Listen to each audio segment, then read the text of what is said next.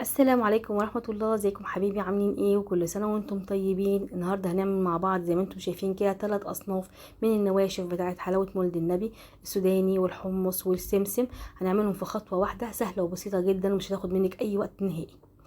معايا نص كيلو من السوداني، انا جايباه من المقله، هو متحمص بس انا لازم اسخنه. الخطوه دي لازم تعمليها علشان خاطر لازم يكون سخن، لان لو نزلناه على العسل وهو بارد مش هتنفع انك تقلبيه، هيقفش معاكي بسرعه ومش هتعرفي لا تفرديه ولا تتعاملي معاه نهائي. الخطوه دي لابد انك تعمليها على نار هاديه جدا، وايدك ما تتشالش منه، تفضلي كده تقلبي فيه لحد لما يسخن.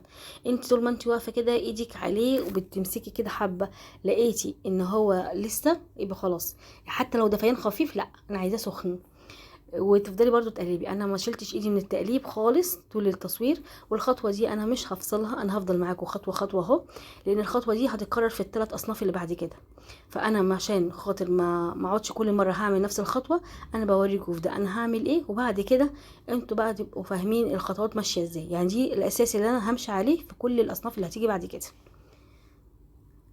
انا البوتاجاز عالي وانا واقفه غصب عني، فانتي بس انا لحقت نفسي يعني. بس انتي برضو خلي بالك من النار، وخلي النار تكون هاديه جدا، لان الحاجات دي بتلسع معاكي بسرعه، ولو لسعت منك هتمرر. الحمد لله انا لحقت نفسي وما مررتش معايا وزي الفل الحمد لله. بس برضو انا لازم اقول لك الخطوه دي، كلنا بيحصل معانا مواقف زي كده كتير. خلاص كده انا كده جربت ولقيته سخن معايا وزي الفل. بنزل بقى كده ربع كيلو من السكر، كوبايه من مج الشاي اللي احنا بنشرب فيه الشاي اللي هو 200 مللي، وربع كوبايه وربع، وده ربع كيلو من السكر. يبقى كده المقادير بتاعتي هتكون ثابته. معاكي نص كيلو من اي نوع من النواشف، اللي هو الحمص او السمسم او الفول السوداني، هنحط عليه ربع كيلو من السكر، يعني كوبايه وربع من السكر. تمام. انا حطيت السكر وحطيت الميه، انا مش هقلب نهائي. بصي اهو، ما احطش اي معلقه فيه خالص لحد دلوقتي انا ماشيه اهو. بس بقلب ازاي؟ ما تحطيش فيه معلقه. اول لو حطيتي فيه معلقه هتلاقيه سكر معاكي. ليه بقى بيسكر؟ عشان كميه السكر كبيره وكميه الميه قليله، فاحنا ما ينفعش خالص نحط معلقه في المرحله دي. هفضل كده اعمل الطاسه كده شمال ويمين لحد لما احس ان السكر بدا ان هو يفور وان هو بدا يدوب. اول ما الاقيه بدا ان هو يدوب والسكر بتاعي بدا ان هو يختفي، هبدا في المرحله دي ان انا اقلب عشان خاطر بس اعرف اذا كان السكر داب ولا لا. مش لازم يكون داب 100%، بس يكون داب. معايا 3 معالق من عسل الكلوكوز، زي ما انتم شايفين كده انا بنزله في نص الطاسه. يعني انا ما بحاولش انا اجي جنب الحروف دي نهائي، كل شغلي هيبقى في نص الطاسه كده. انت بقى المونيا مفيش مشكله، كازارولا مفيش مشكله، اي حاجه ستانلس برضو مفيش مشكله. بس اللي بقولك عليه الخطوات دي لابد انك تعمليها عشان الحاجه تبقى معاكي ناجحه 100%. بصي انا كل التقليب بتاعي فين اهو، في النص. واول ما احس بقى بالفوران هبدا بقى انا اقلب كله. ما عنديش بقى، بس في الفتره دي ما عنديش بقى مشكله خلاص. هبدا ان انا ادمج كله على بعضه، العسل مع عسل الكلوكوز.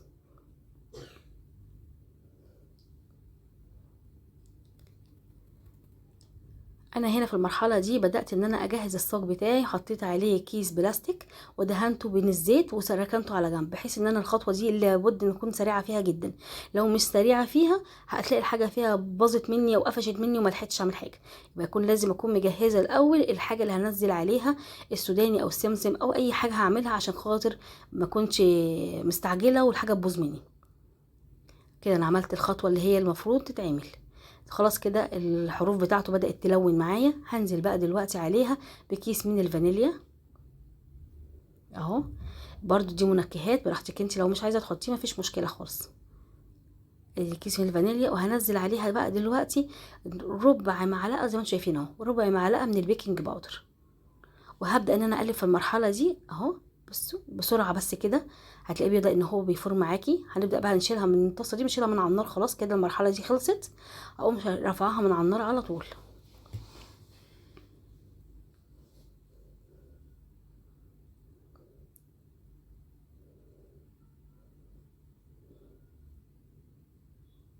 بصي كده اللي خلاها عملت فوم كده هو البيكنج باودر. كده طفيت النار، على فكره انا مش شغاله والنار مولعه، انا طفيت النار بتاعتي وبقلب اهو. كله في قلب بعضه. بصي كله سخن، يعني السوداني سخن والعسل يكون سخن. لو كان ده بارد اول ما كنت انزله على العسل كان هيقفش معايا وما كانش هيبقى سلس زي ما انا بعمله دلوقتي كده.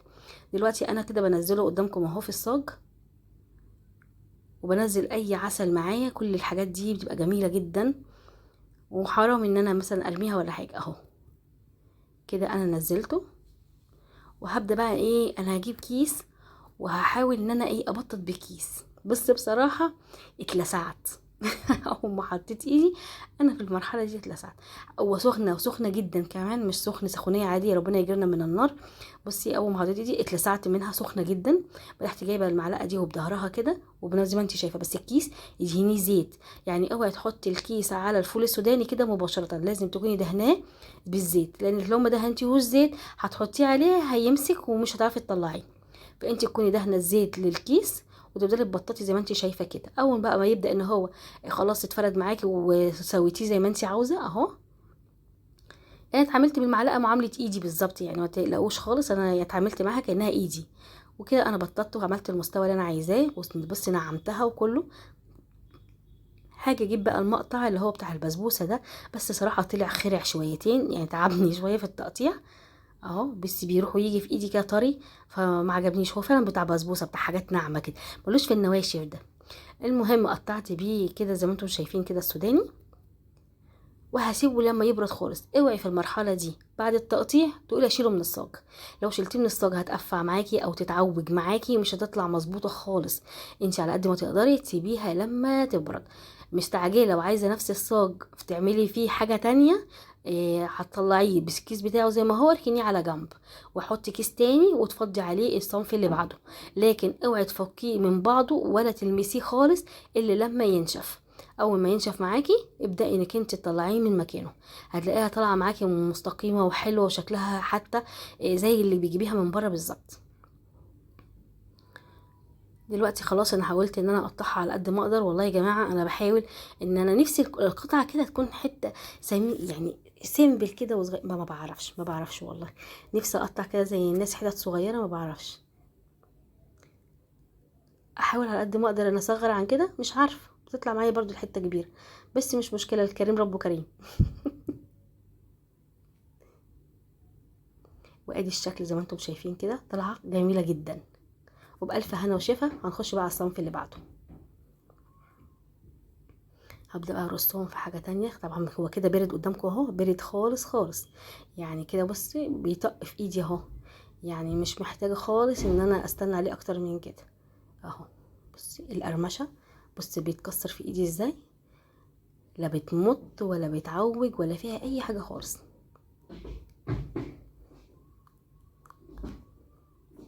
كده انا هرصهم في طبق، وهبدأ ان انا اشيل الكيس واحط كيس تاني نضيف وادهنه برضو زيت، بحيث ان انا اعرف اعمل. طبعا انا حطيت في المصفى دي، انتوا شفتوا المصفى حطيتها ليه؟ لان احنا بنجيب الحمص ده هو فعلا في كيس وكل حاجه، بس فيه برضو شويه من القشر. لو حطيت القشر ده هيعمل دخان وهيتحرق وهيبقى ريحته مش لطيفه خالص. فانا حطيته في المصفى الواسعه دي وفضلت اهز فيه، فعلا نزل كل كميه القشر اللي كانت موجوده فيه. وهعمل معاكم نفس الخطوه بس مش هطول عليكم، انا بس بوريك الصنف اللي انا بعمله. هبدا اقلب زي ما انتم شايفين كده، وبرده لحد لما تسخن معايا، وهبدا ان انا افضيها في طبق تاني كده. تمام. انا في الفول السوداني انا وريتكم برده. بصي انا بحط ايدي اشوف الحراره بتاعتها وصلت لفين مع التقليب المستمر.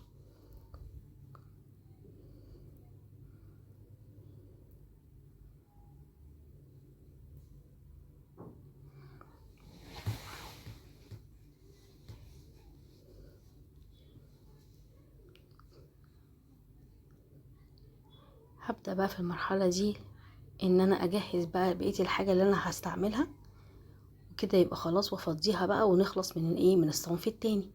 كل واحد من دول اخد معايا تقريبا مش حوالي 10 دقايق.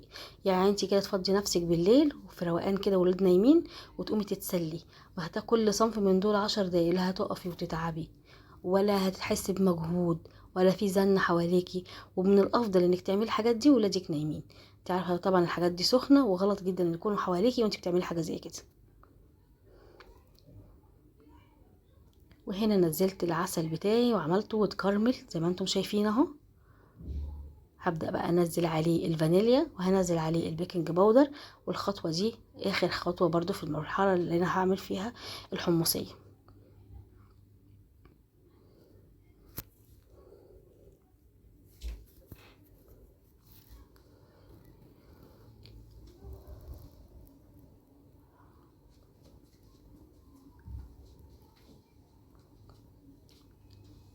ادي برضو ربع معلقه من البيكنج باودر.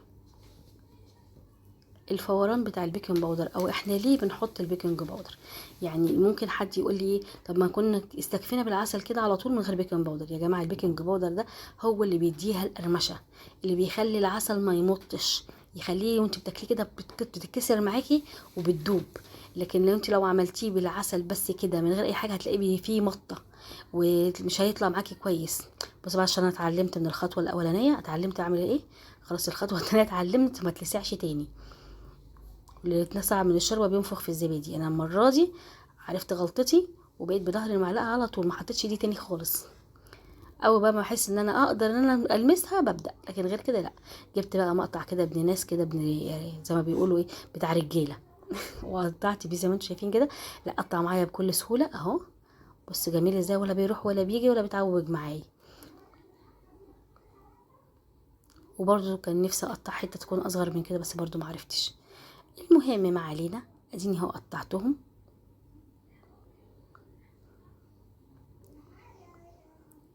انا عايزاكي تجربي وتعملي الحلويات دي في البيت. السنه دي الحاجات غاليه جدا والاسعار غاليه قوي بسبب السكر الغالي والمواد الغذائيه كلها بقت غاليه بصراحه. انت لو عملتي ده هيعمل كميه حلوه جدا هتفرحي بيها اولادك وتفرقي على جيرانك، والناس كلها تعرف شطارتك وتعرف انك انت عملتي الحاجات دي ووفرتي فيها. فالحاجات دي لما ما تتعمل في البيت انضف واحسن كتير من بره، ومش هتكلفك زي ما هتكوني شاريها جاهزه. الحاجات دي جميله جميله جميله لما تكوني عاملاها في قلب البيت، وانتوا اللي هتاكلوها. يعني لما تعملي حاجه زي كده وانتوا اللي تاكليها هتحسي بقيمه الحاجه اكتر ما هتشتريها من بره. زي ما انتم شايفين كده برضو انا استنيت عليها لما بردت خالص وبدات ان انا اكسر. بس التكسير بتاعها بيطلع بصوا حلوه جدا، ما بتمطش، يعني العسل اللي فيها مش بيمط اهو. وادي الكميه اللي طلعت منها من نص كيلو حمص. هعمل نفس الخطوه مع السمسم. اول ما هيطقطق واحس ان هو بقى حلو في ايديا كده ودافي، ما طولش على السمسم ده نهائي يا جماعه، لانه ما بيستحملش النار شمعه. على طول تقلبي تقلبي تقلبي كده، وبص مش هياخد معاكي وقت زي الباقيين. على طول كده هتلاقي نفسه دفي معاكي بسرعه وتروحي مفضيه في حاجه. يعني ما تطوليش خالص عليه. وهنا عملت العسل بتاعه زي التانيين بالظبط ونفس المقادير، لان جايبه من كل حاجه نص كيلو، فنفس الكميه هتبقى واحده والمقادير هتبقى واحده. على كل نص كيلو كوبايه وربع من السكر، مقدارنا ثابته، وثلاث معالق من عسل الجلوكوز، وربع معلقه من البيكنج باودر، وكيس من الفانيليا. كده احنا لحد دلوقتي اهو ماشيين بنفس الخطوات، سهله وبسيطه جدا. عملت 3 اصناف من الحلو وسهله جدا وما خدتش منك وقت. وانت كده شطوره، يعني انت عملتي كميه هتشوفوها في الاخر الكميه لما هتطلع هتبقى قد ايه، وانت اللي هتحكمي. هتقومي دلوقتي وتقولي انا هقوم اعمل لاولادي وانا اللي هعمل لنفسي في البيت، مش هشتري تاني من بره. نزلنا كده الفانيليا بتاعتنا، وهنحط بقى دلوقتي البيكنج باودر. مش عايزه اقول لكم الريحه حلوه قوي. اول ما بنزل الفانيليا على العسل، انا بحب الريحه دي قوي. الفانيليا اول ما تنزل على العسل بيبقى ريحتها حلوه كاني حلواني وبقى في البيت، يعني الريحه تحفه.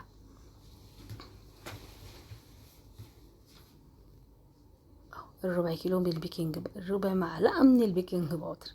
بص اللون بتاعنا ذهبي حلو ازاي. اوعي تمرر منك ولا السكر يطول اكتر من كده، هتلاقيه بقى مر جدا جدا وهيبوظي كل اللي انت بتعمليه. انت في روقان زي ما انا بقولك كده، في روقان ومع نفسك بالليل هتقومي تعملي كل اللي انت بتعمليه ده من غير ما حد يحس بيكي ومع نفسك. محدش بقى بينده عليكي ولا في طلبات ولا ماما ولا اي حاجه. اللي بقى سمسم دافي والعسل بتاعنا كده، احنا بنطفي النار ونبدا ان احنا نقلب زي ما انتم شايفين كده. النار مطفيه في المرحله دي، احنا مش سايبين النار متشغله عشان ما حدش يقول انت لسه سايباها على البوتاجاز. يا جماعه انا حاطه كده بقلب على البوتاجاز عشان التصوير بس، لكن بالنسبه لك انت انا خلاص انت تشيليها من على النار وتبداي تقلبي تقفي في اي حته. انا برضو حطيت الكيس وحطيت عليه نقطه زيت ودهنتها بالفرشه، ونزلت عليها بكيس برضو مدهون من الزيت اهو. وهبدا ان انا انزل بقى بالمعلقه بتاعتي نفس الكلام اهو.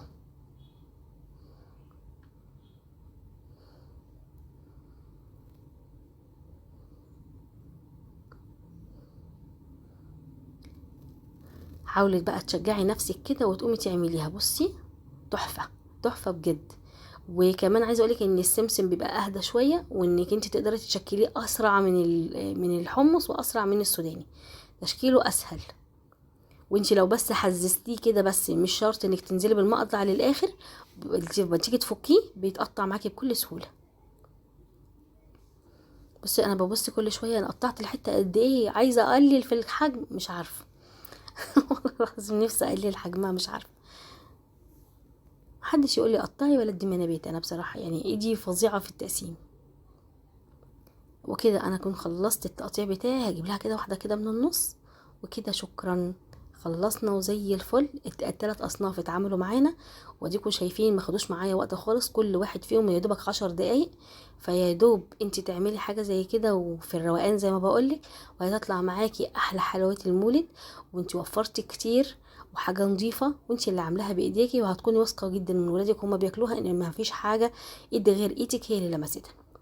بصوا بقى الكميه ما شاء الله ما شاء الله ما شاء الله، ده غير اللي هم يعني قبل ما خلصت وكده كانوا هم صحيوا، شافوا بقى الحاجه اللي انا عملتها، وكل واحد مسك له حته كده وقعد ياكل، يعني الكميه دي غير اللي هم اكلوه بصراحه.